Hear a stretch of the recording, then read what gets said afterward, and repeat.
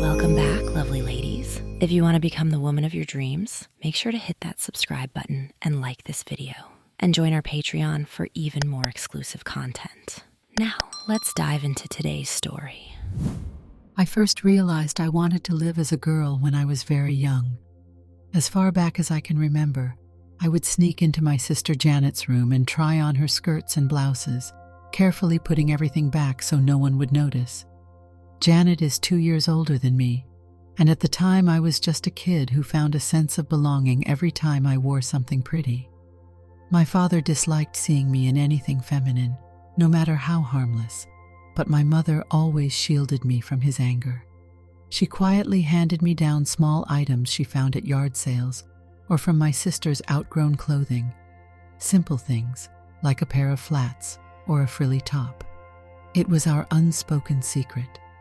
When I was little, I had no special name for my girl self.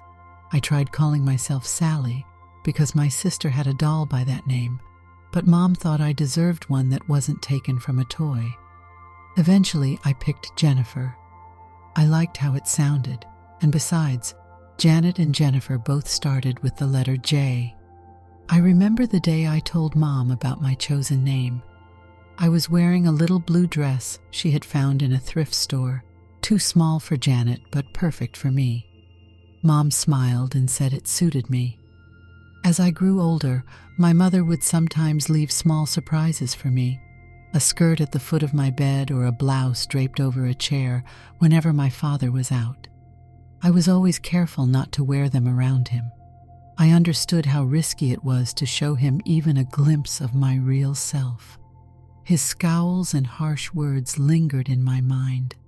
Still, that feeling of slipping into a soft, colorful piece of clothing never stopped filling me with joy. By the time I was 18 and finishing my last year of high school, the school announced a special event.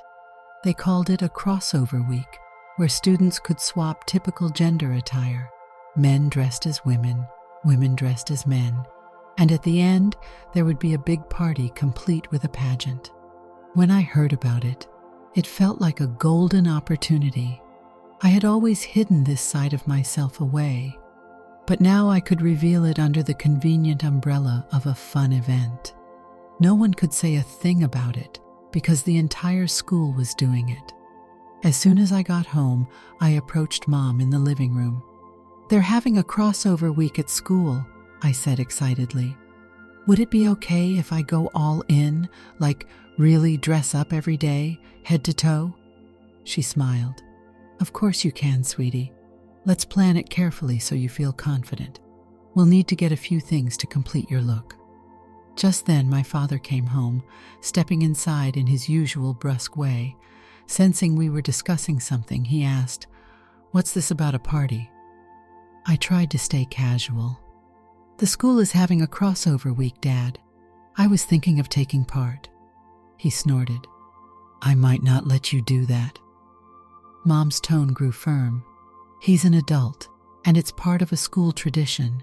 There's no reason for him not to enjoy it." He grumbled, shifting his gaze from me to my mother. "I don't like my son wearing dresses." Mom squared her shoulders. "It's not about what you like. It's a school function. If he wants to dress up, he will. I've already told him it's fine." I knew better than to smirk in front of him, but inside I was thrilled. Once in my room, I felt my heart flutter at the thought of wearing a dress in public, without having to hide. A few nights later, my mother and I sat at the kitchen table discussing specific clothes and makeup.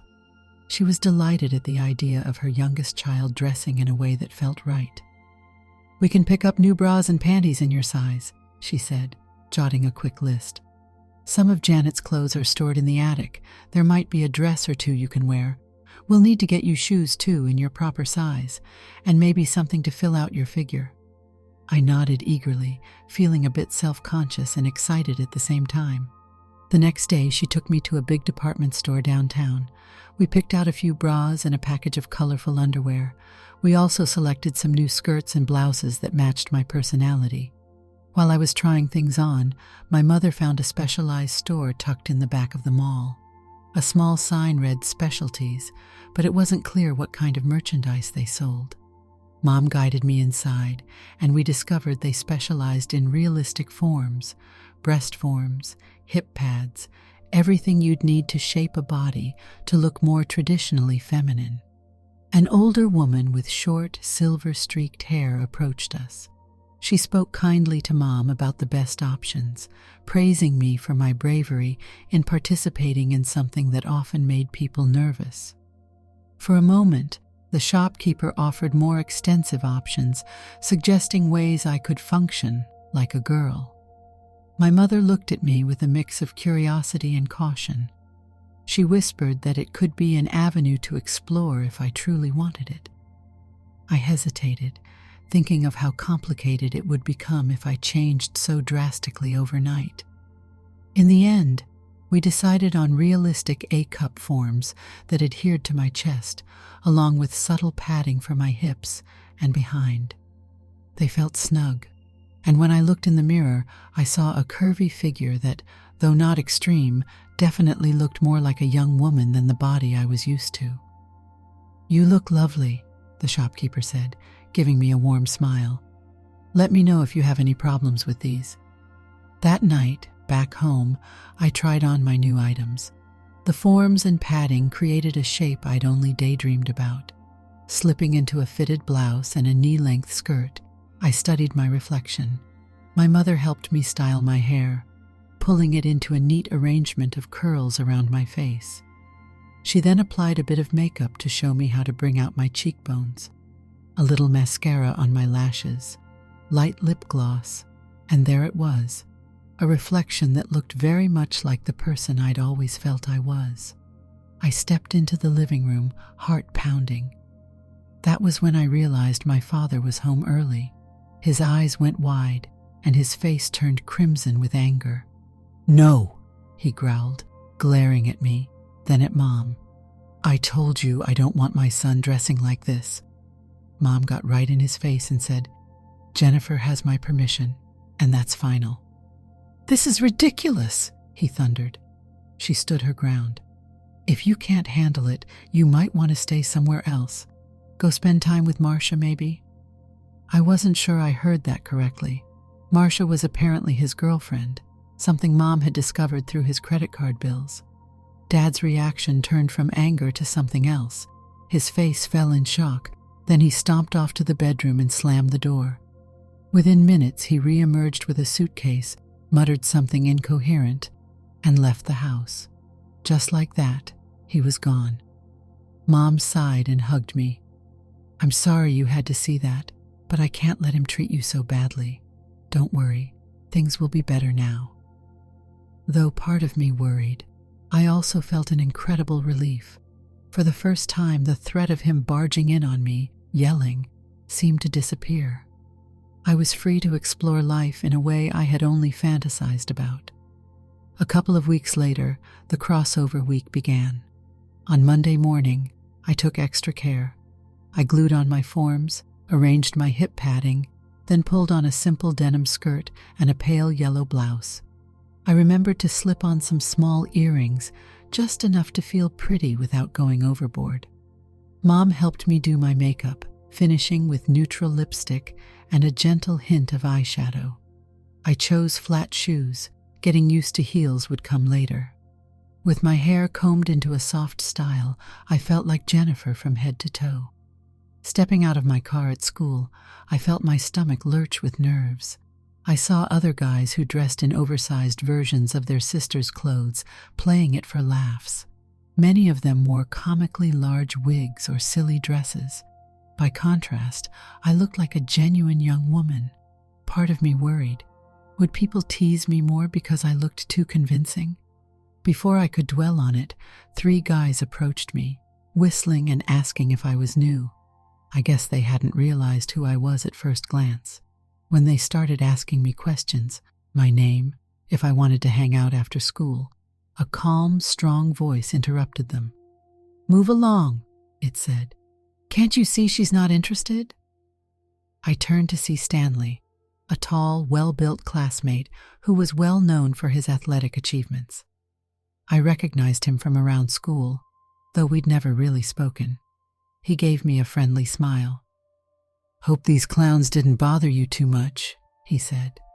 I managed an awkward laugh. "I'm okay. They were just saying hi." He held out his arm. "I can escort you if you'd like." A warm flush ran across my cheeks. "Sure," I said softly. As we walked through the hallway, I noticed people turning to look. Some snickered, others smiled kindly, but Stanley seemed to tower above the nonsense. Confident and self-assured, he introduced me to a few friends of his. He then guided me to the cafeteria, where I got some juice and he picked up a soda. "So," he said when we sat at a table, "I haven't seen you dress like this before." I swallowed. I never had the chance. This event is a convenient excuse.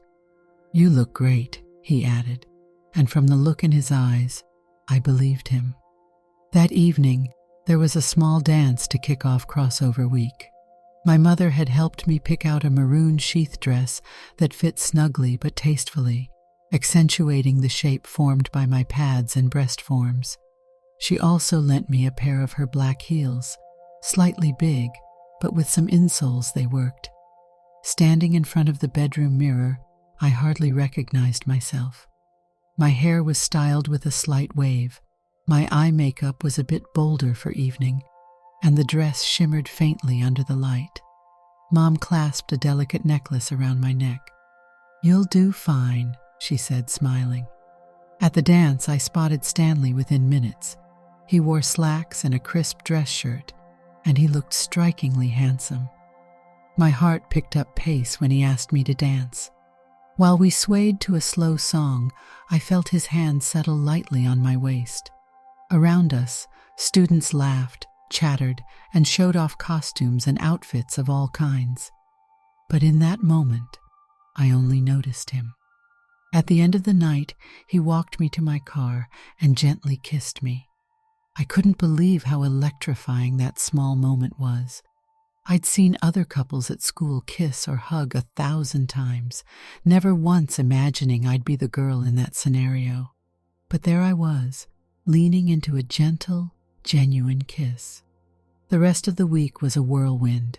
Each day, I wore a new outfit, skirts, blouses, sometimes well-fitted jeans with a feminine cut.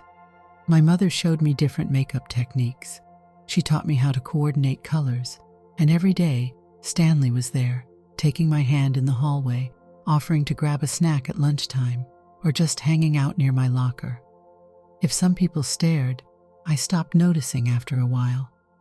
I felt so light inside, like I was living in a long-awaited daydream.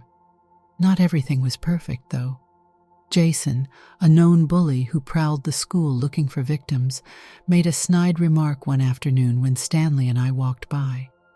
He stepped in front of us and barked, "Hey, Stan, looks like you've got interesting taste now." He eyed me. "How does it feel to go out with a guy in a dress?" Stan squared his shoulders. "Watch it," he warned. "Show some respect or keep walking." Jason smirked. "As if I'd ever respect."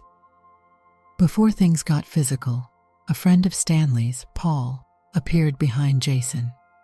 "What's that you were saying?" Paul asked calmly.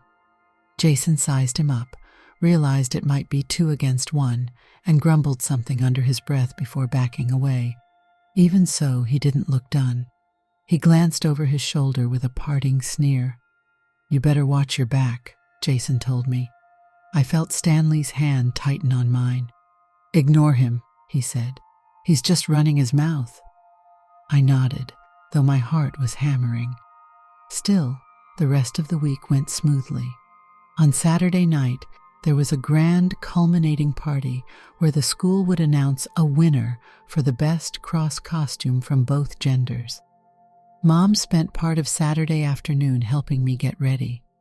I shaved my legs carefully, styled my hair in tight rollers that turned into big, glamorous waves, and slipped into a silver spaghetti strap dress that showed my shoulders.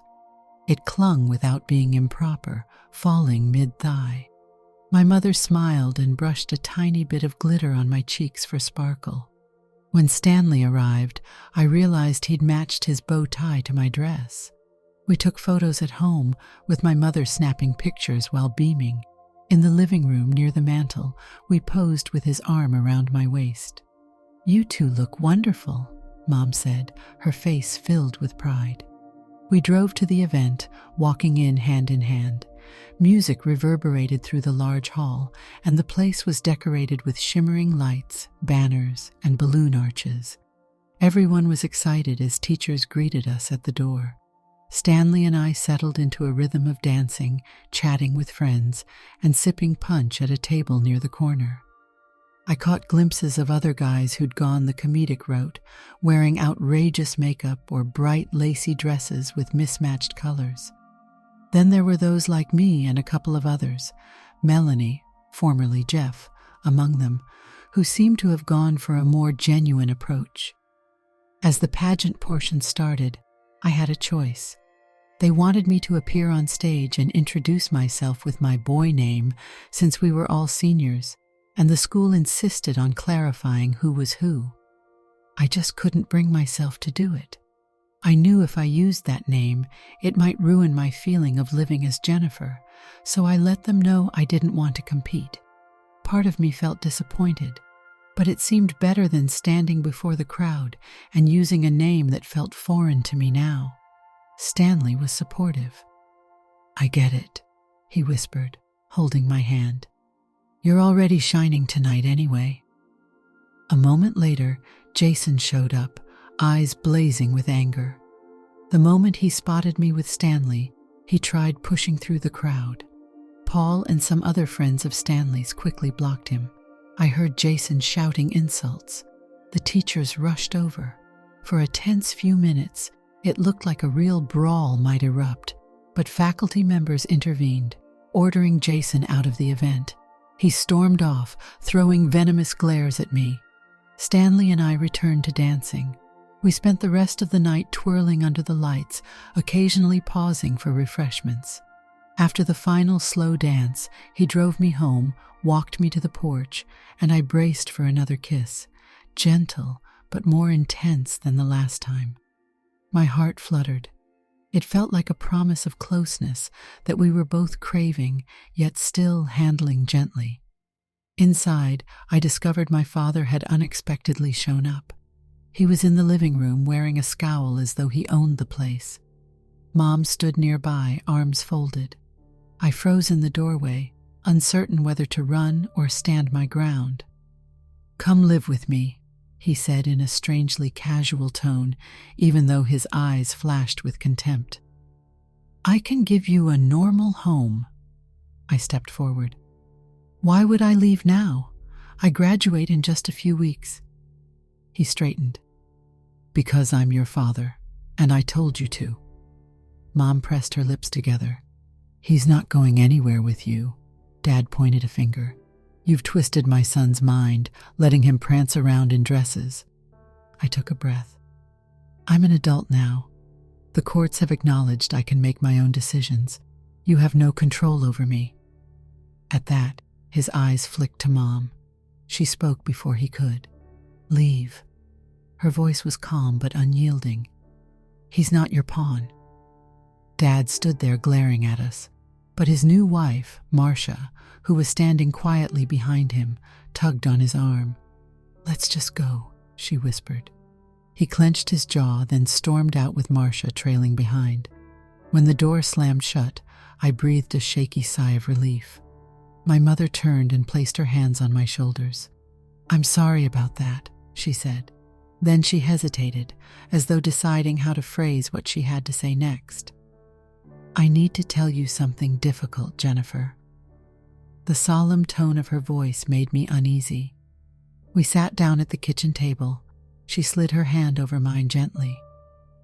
"I've been diagnosed with pancreatic cancer," she began. "The doctors say I might have around a year, possibly less." My eyes burned, and tears welled up. She pressed my hand firmly, trying to lend strength. You're grown now. I've written a will that leaves everything to you. The house, my insurance, all of it. Since your father would try to take it if he could, I had you legally declared an adult, so he can't force a change. When the time comes, you'll be taken care of. But I wanted to protect you from him. My throat felt too tight to speak. Mom, I managed, but tears cut me off. She squeezed my hand, tears in her own eyes. I wish it wasn't like this, but at least you'll be safe. Later that evening, my grandmother came over. She was a sprightly woman, short white hair framing her face. She gave me the same gentle smile Mom always did. If you ever need a place to stay, you're more than welcome to move in with me, Grandma said. When the time comes, I know your father will show up again, hoping to get his hands on something, but you'll have my help. I nodded, hugging her. Then I went to my room to cry quietly, not wanting to upset Mom further. The next day, I called Stanley, and he came over without a second thought. The instant I saw him, the tears returned. Mom's sick, I said, my voice trembling. She might not have long. He held me without a word, letting me press my face into his shoulder. I couldn't speak for a few minutes. Feeling his warmth made me feel less alone. Eventually he whispered, I'll help in any way I can. Don't worry about your dad or anything else. I've got you. I pulled away and looked at him. I'm afraid of how things might change, I admitted. I don't want to lose everything. He brushed a tear from my cheek. You won't lose me, Jennifer. I'm here. When he left, I felt a bit steadier. In the weeks that followed, my mother's condition remained manageable, though she had good days and bad. I did my best to finish my final assignments and stay by her side. Stanley often drove me to pick up groceries or medication. In the midst of all this, I learned that Jason had attacked another classmate, Melanie, in retaliation for some slight, leaving her with a bruised face. Her older brother Paul, who was something of an accomplished boxer, found Jason in a parking lot with his friends. From what I heard, it got violent quickly. In the end, Jason ended up in the hospital with serious injuries. Police charged him and his cohorts with armed robbery. They'd tried to extort money from a deli owner. Paul and his friends were not charged since they were essentially protecting someone and stopping a crime in progress. That incident, though frightening, did mean Jason was out of our lives permanently. With him no longer lurking around, the hallways felt safer. As graduation approached, I decided to quietly switch to finishing my classes online so I could spend more time at home with Mom. The school allowed it, given her health condition. Over that month, I watched her strength ebb. She never lost her sense of humor, though, or her love for me.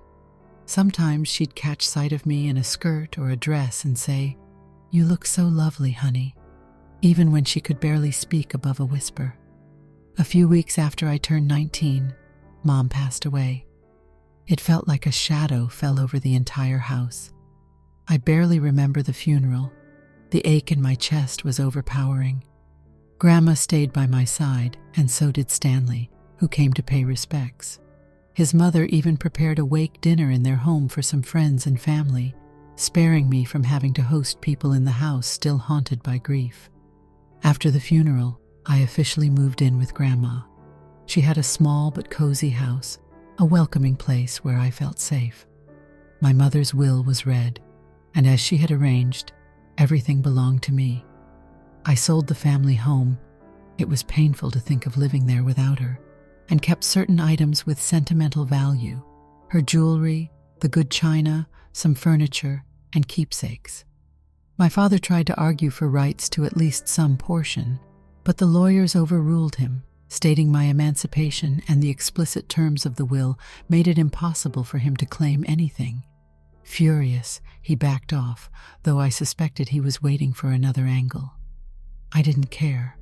I felt ready to move forward, though it hurt to do so without Mom.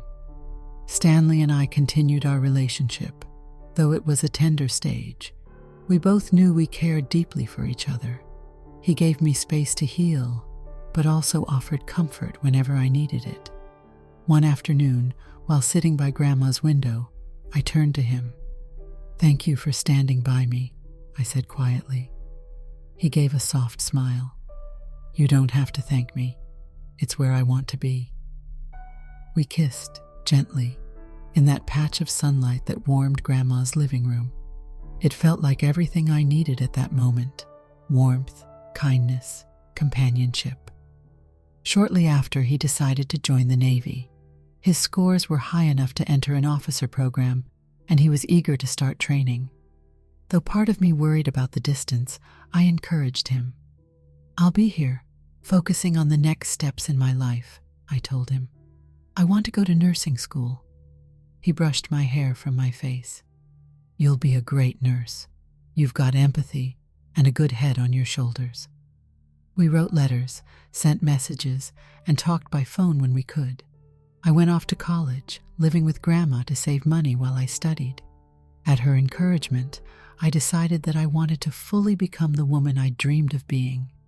The temporary forms had been enough in high school, but this was different. The thought had lived in my head for years, and although it was intimidating, I knew it was the right step for me. I found a reputable physician team who specialized in major procedures, and over the course of many visits, we planned everything out. My grandmother, bless her heart, helped me navigate the logistical side of it all. She even drove me to some of my appointments. The entire process spanned quite a while: counseling, physical evaluations, discussions about the procedures themselves. On the day of surgery, Grandma sat in the waiting room, knitting anxiously. When it was over, I drifted in and out of sleep, feeling more than a bit sore, but also strangely elated. There was a sense that I was finally in the body that matched what I had long felt inside. The recovery took patience and time. Grandma fussed over me, reminding me to rest, to follow the doctor's instructions diligently. She made sure I ate properly, took the right medications. Each day I felt a bit closer to normal. Once I could move around a bit more comfortably, I tested out everyday routines, showering, dressing, marveling at what I saw in the mirror. It was me entirely. The forms and padding were no longer temporary illusions. Stanley's training kept him away for a few months, but he called whenever he could. I didn't tell him the full scope of what I was doing until it was almost done. When I finally mentioned I was in recovery, he paused on the line, then said, "I'm so proud of you. You worked so hard for this." The next time we saw each other was during his short leave after basic officer training. He arrived wearing his crisp Navy uniform. My heart fluttered at how striking he looked. When he stepped onto Grandma's front porch, I opened the door, feeling more than a little shy. He smiled when he saw me, a smile that spread from ear to ear. "You're stunning," he said softly. That one sentence was worth all the worry and healing. We spent the day walking through a local park, catching up on everything that had happened since his last visit. When we finally returned to Grandma's house, he walked me to the door. I glanced at him. "Want to come in?" I asked. "Grandma will be happy to see you." He grinned. "Absolutely." We stepped inside, and Grandma welcomed him warmly. She was busy in the kitchen, preparing a casserole. "Help yourselves to some iced tea," she called. We settled on the couch, just like we used to, but now I leaned my head on his shoulder while we talked. After dinner, we cleaned the dishes together. Grandma excused herself early, probably guessing we wanted some time alone. When he and I were finally by ourselves in the living room, we sat on the sofa, lit only by the lamp on the side table. Stanley reached for my hand. "I still remember that first day I saw you walk into school," he said. "You in that maroon dress at that dance. I never forgot how beautiful you looked." My cheeks felt warm. I was terrified no one would take me seriously. "I did," he answered, "and I still do. I'm just glad you stuck around long enough for me to figure out what I was feeling." I kissed him softly, grateful for his warmth and support. That night, after he left, I leaned against the door, heart full, reflecting on how different life was now compared to a few short years ago. I'd lost my mother, but I'd also found a kind of freedom in being true to myself. I missed her terribly, yet I knew she'd be smiling to see me forging a new path. My grandmother reminded me each day that life is a series of changes, some heart-wrenching, others wonderful. She believed my mother would be happy to see me living the way I was always meant to. And though we never discussed it explicitly, I felt that my mother, in her own way, had paved the way for me to be safe and open about who I was. Summer rolled around. I continued my nursing coursework, devouring textbooks and practicing with study groups. Despite the rigor, I thrived on the sense of purpose. Helping people felt right. Meanwhile, Stanley wrote letters from his station. Sometimes he was on base stateside, sometimes stationed abroad. Regardless of where he was, his letters arrived with a consistency that warmed my heart. He'd talk about the discipline, the camaraderie, and the strange new places he was learning about. Eventually, I completed my studies. The day I officially became a licensed nurse, I stood outside the exam building, tears of joy slipping down my cheeks. Grandma, who had driven me there, patted my shoulder proudly. We returned home to find a bouquet of red roses waiting on the porch, sent by Stanley, congratulating me on my accomplishment. I carefully lifted the flowers inside, read the note, and whispered aloud to the empty living room, "Thank you, Stanley." A few weeks after that, he managed another trip home. This time I picked him up at the airport. When he walked through the arrival gate in his uniform, he looked around until he spotted me. I waved timidly, and he broke into a grin. We practically ran to each other. He scooped me into a hug, spinning me around. Laughter bubbled from my throat, the sound echoing in the busy corridor. That afternoon, we walked by the local river, holding hands. I told him about the nursing exam, about how good it felt to finally be starting in a field where I could make a positive impact. He told me about his new assignment on a naval ship that specialized in advanced missile systems. We paused on a small footbridge, watching the water ripple below. "I still think about your mom," he said quietly. "She was so supportive of you. I wish she could be here to see this." A pang twisted in my chest, but I nodded. "Me too. But I think she'd be proud. She always wanted me to be safe and happy." He glanced up at the sky. "I'm sure she'd be thrilled to know how far you've come." The next day, he came over again to spend time with Grandma and me. Grandma asked him about the Navy, peppering him with questions about where he'd traveled, what the training was like. He answered patiently, occasionally sneaking an affectionate look at me. Late in the evening, Grandma retired to her room, reminding me not to stay up too late. Stanley and I settled on the porch swing, a warm night breeze rustling the nearby bushes. Under the soft glow of the porch light, we chatted in hushed voices, reminiscing about how we met during that silly event in high school and ended up here, somehow building a life together. He took my hand gently. "I'm only on leave for a short time," he murmured, "but I'll be back.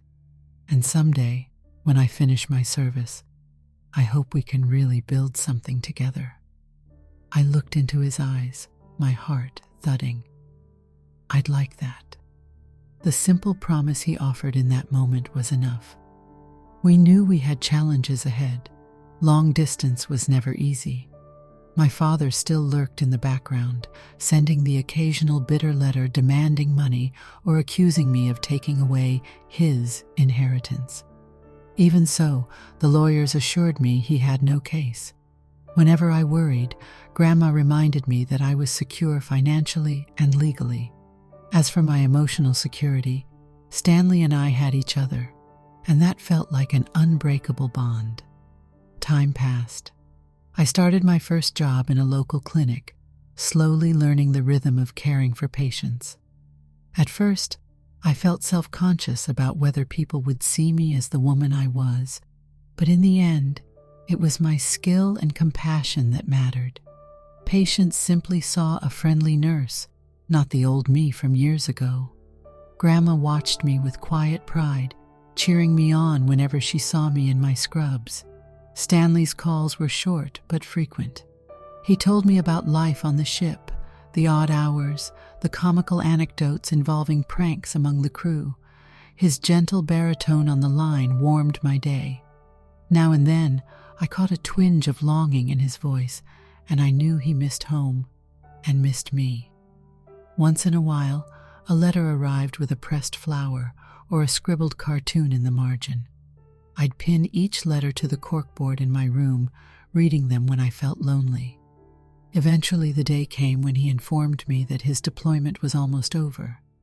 He had a few more months of required service, then he could re-enlist or leave the Navy with an honorable record and the possibility of a civilian career. We began daydreaming about the future.